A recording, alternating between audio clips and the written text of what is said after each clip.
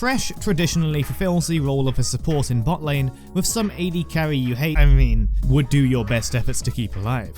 The Thresh has offensive capability through AD ratios, an AP ratio, and on-hit synergy. These are seldom used in support Thresh play, since the best support qualities of Thresh are in his utility and crowd control abilities that do not scale with gold. They don't even scale with the free stats of souls, making those other playstyles and stats unnecessary. Now you should forget all of that because Thresh is amazing in Arena. There are so many reasons for it, but to start with, those support Thresh playstyles are viable in Arena and can work well with a good duo. His scalings, 11.25 souls per round, and boosted AP and AP ratios give him even higher potential for damage. He is one of the best users of some very niche augments, and more importantly, speaks to the true quality of Arena, which is versatility and adaptability. Thresh is good with every single stat in the game, with the most useless being lethality due to him being majority magic damage. As a result, you will almost never be squandered out of good stat anvil or augment choice if you know how to support them with your items. Now, this is early days, and since it's not like everyone's an expert on AD Thresh, I'd like to introduce you to some basic concepts of one of Thresh's most versatile builds, Bruiser AD Thresh. While some AD items power up his Flay passive, that is up to 300% of your total AD in bonus magic damage, charging over 10 seconds, he also deals 1.7 times his souls as a minimum on-hit damage, giving attack speed and durability synergy. Living longer, having higher attack speed, and having AD are all very good on Thresh.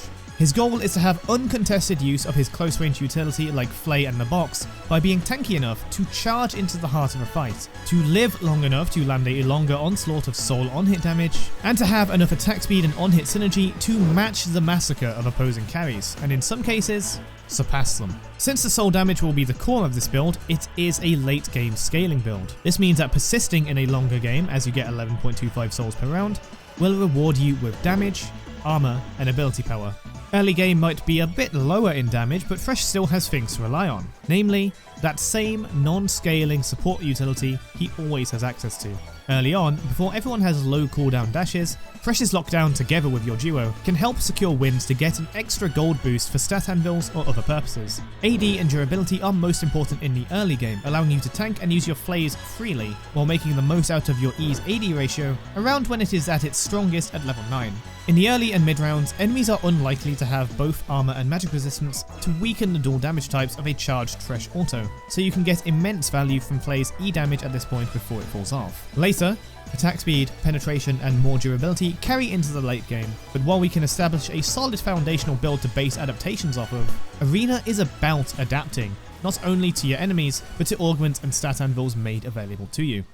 For the build, though Guardian's Blade does suit our goals, Guardian's Hammer has always proven more slot efficient in my games. Since our first few purchases tend to lack attack speed, having the early attack speed items helps carry through the mid game, giving an offensive edge with every round of souls. In a similar vein is the boots choice of Berserker's Greaves. Though it is more contentious as you might consider counterbuilding with Mercury Treads or Steel Plates, given the number of teams in Arena, the lobby would have to be dominated by crowd control or auto attackers to consider these options over Berserker's Greaves when building AD, at least in the early game.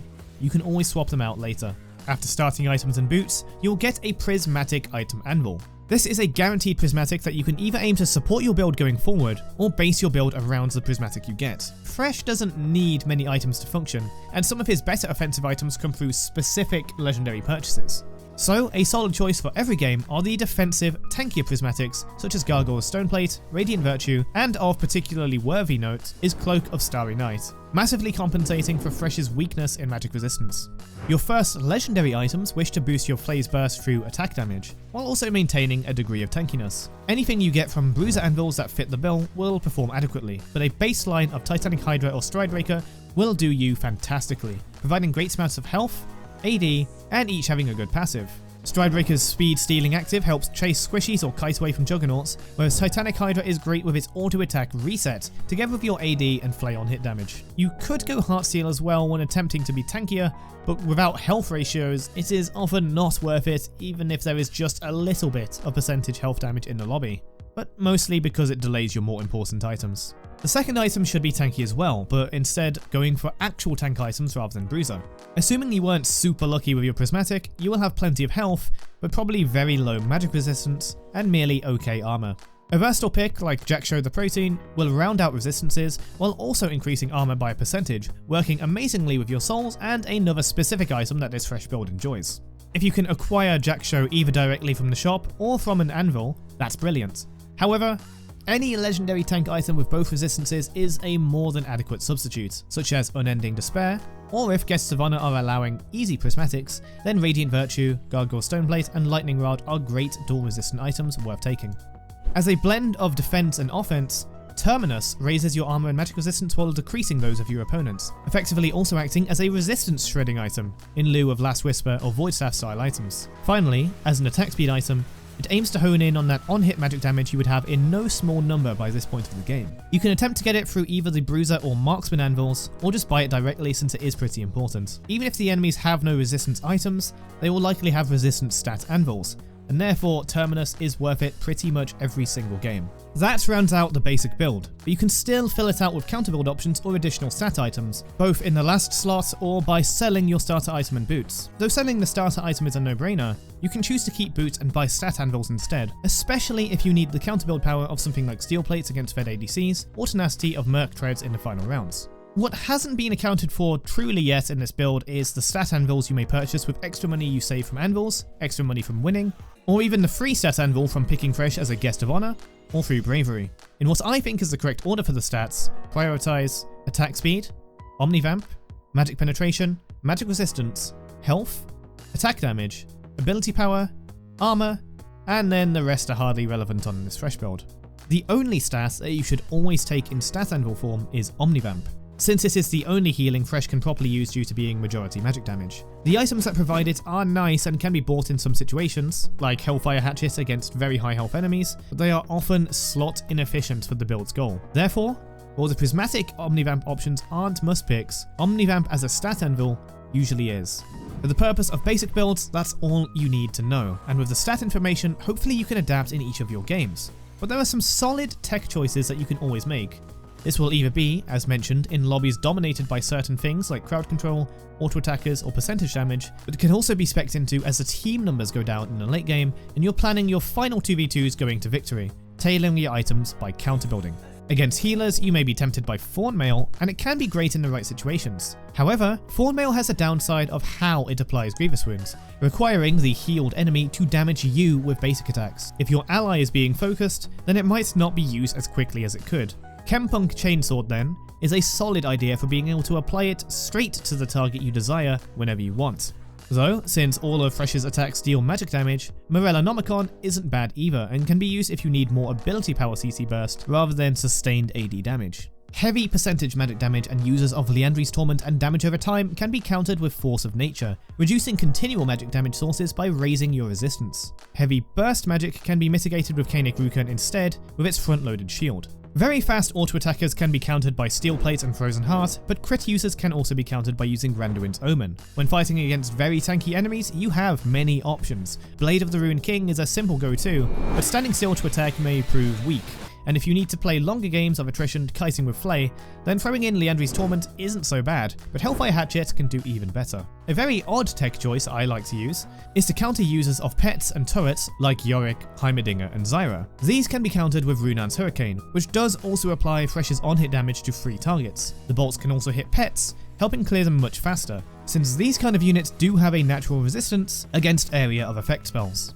Arena isn't all about items. There are also augments.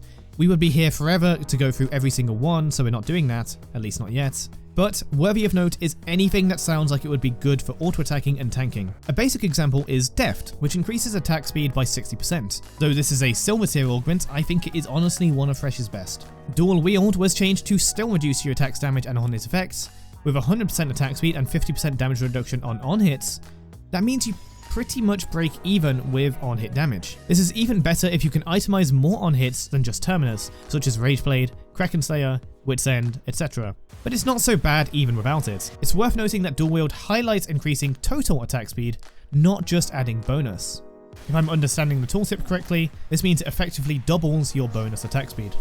The downside is Thresh has awful windup, and stutter stepping is very hard with high attack speed. You often have to stand still to allow your max DPS to come out, meaning for Thresh and his low range, you better still invest in durability. If you want to know more about Thresh's weird windup, I do talk about it in this video over explaining Thresh's flay.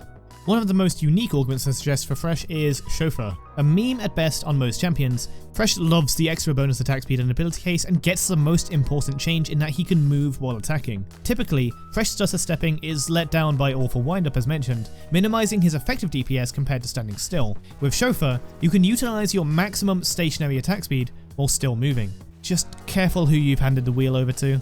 Of course, all the generically good tanky and auto-attacking augments are great. You don't need me to tell you that Courage of the Colossus is good on Thresh. So I hope that's enough of a primer to give you some ideas and start cooking up Thresh builds and adaptations of your own when you next enter the arena with Thresh. I may do follow-up videos with alternate Thresh builds, strategies, gameplay tips, and whatever else, but I also want to play arena myself, which you can check out live on my Twitch stream linked in the description, or uploads on this channel that you can subscribe to. If you want to see AP Thresh or other builds in arena, let me know in the comments below. Thank you so much for watching, and yet additional thanks to these channel members who make these videos possible. Special thanks to War Squid, Ultimate Ground, Cryo's Dad, Gentleman Zeta, Lunar Eagle 1996, 53rd Alabama Booty Obi-Wan Kenobi, N-Era, AC Immortal, Mr. Noodle, Bass1378, Gilbert Morals, Tiemann Caranthil, Luxius, Dario Castro, Entity 9, Overseer, and Luca, Colorado Cosmico, Hollowed, Lunar Arc, King of the Crossroads of X Crew, Cposh, K-Rock22, Torgero, Ain't Leo, Orbital Studios, Senya Scrim, and Zanata de Brincat. Thank you all so much for supporting the channel.